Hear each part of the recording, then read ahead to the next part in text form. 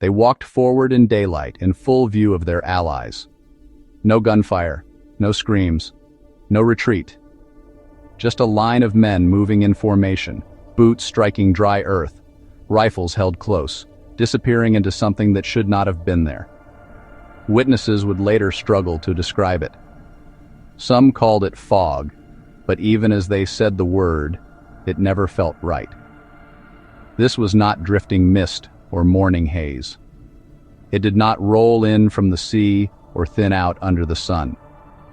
It sat low against the hillside, contained, deliberate, as if it had weight, as if it was waiting. The men entered it one by one.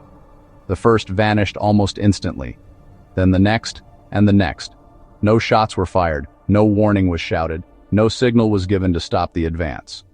And then, nothing.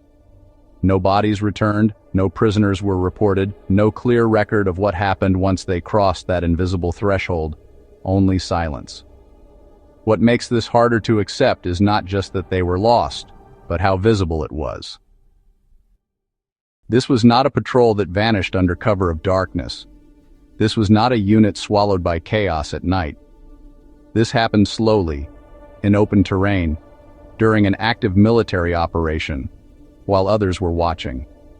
A battalion walked into the mist, and history never saw them again. In the summer of 1915, the men of the 1/5th Battalion of the Norfolk Regiment did not believe they were stepping into a mystery. They were not elite troops. They were not chosen for some impossible task. Many of them were volunteers, men who had signed up together, trained together, and now stood shoulder to shoulder far from home. They were clerks, farm hands, shop workers, teachers, men who had left behind ordinary lives in England for a war they barely understood, fighting in a place they could not pronounce. Their letters home spoke of heat more than heroism, of boredom, of waiting, of confusion. The Gallipoli campaign was already becoming something grim and directionless, but from their perspective it still felt temporary. A phase, a chapter that would end. Routine formed quickly because routine was survival.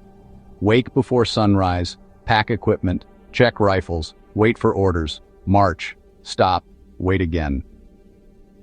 The landscape became familiar in small, uncomfortable ways. The ground was dry and uneven, cracking under boots. Thorny scrub tore at uniforms and skin. The air smelled of dust, sweat, and old smoke that never fully cleared.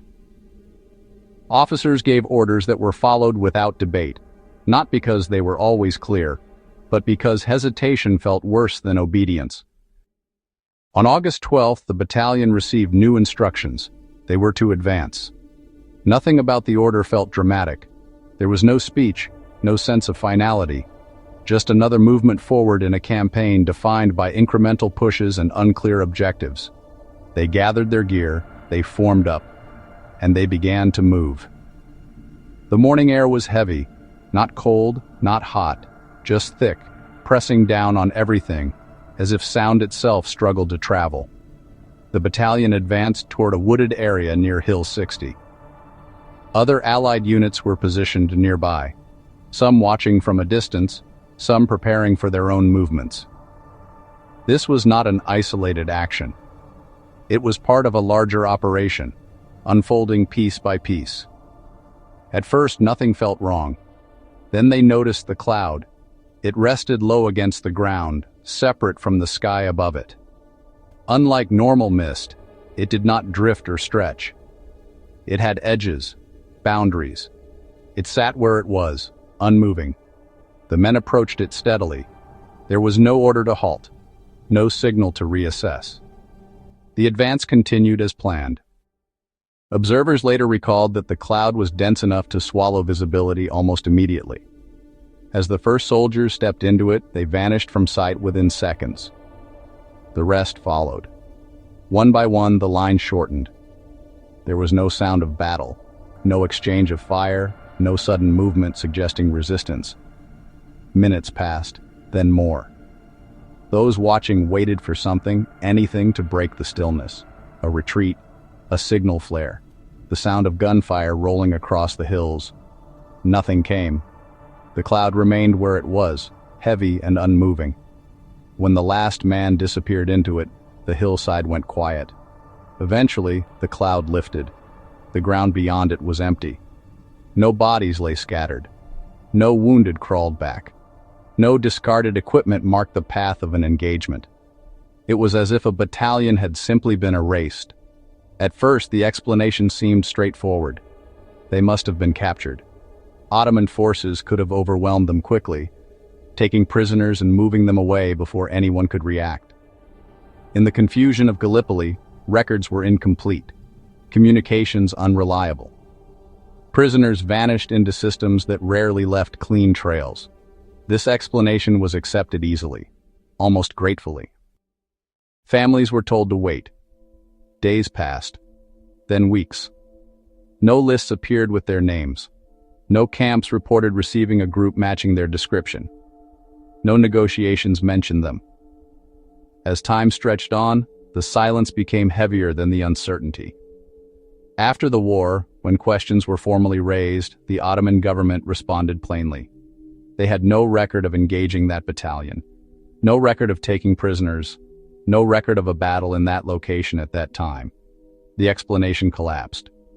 If they had been captured, someone would have known. If they had fought, something would have remained. But there was nothing. The first theory that emerged afterward was the most practical. That the battalion advanced too far, too fast. That they were cut off, surrounded, and killed in terrain too remote to recover remains easily. It explains the lack of survivors. It explains why no one saw them return. But it does not explain the witnesses. It does not explain the strange cloud described by multiple observers. It does not explain the absence of gunfire, or why searches conducted later found so little evidence in the immediate area. The second theory places responsibility closer to home. That poor leadership and rushed decisions sent the men into an impossible position. That communication failures left them unsupported. That what followed was quietly buried beneath official language and vague reports. This theory explains the silence that followed. It explains why records stayed unclear and why no one pushed too hard for answers. But it still leaves gaps. It does not explain why the opposing forces denied any engagement. It does not explain why the terrain, later secured and examined, failed to yield clear signs of a massacre. The third theory is the one rarely spoken aloud. That something else happened, something unrecorded, something that did not leave the kind of evidence war usually does, a moment that slipped outside the framework of battles and casualties. This theory survives not because it is strong, but because every other explanation leaves unanswered space. And that space is uncomfortable. Years later, remains believed to belong to members of the battalion were reportedly found scattered across the landscape. Some took this as confirmation that they had died there after all. Others noted that the locations raised new questions about movement, timing, and what exactly had happened once they were out of sight. Official interest faded. The case grew quiet, but it never truly ended. Witnesses carried the memory of that morning for the rest of their lives. Families carried the absence even longer. A battalion does not simply disappear, and yet this one did. We return to that slow advance, to the cloud that waited, to the moment when men crossed a line they never came back from. If they were killed, why was there no trace? If they were captured, why was there no record? And if neither explanation fits, what remains? Stories like this do not ask to be solved. They ask to be remembered. If you want to explore more moments where history goes quiet, where answers never arrive, you can find them here. And if you choose to stay, these stories will still be waiting.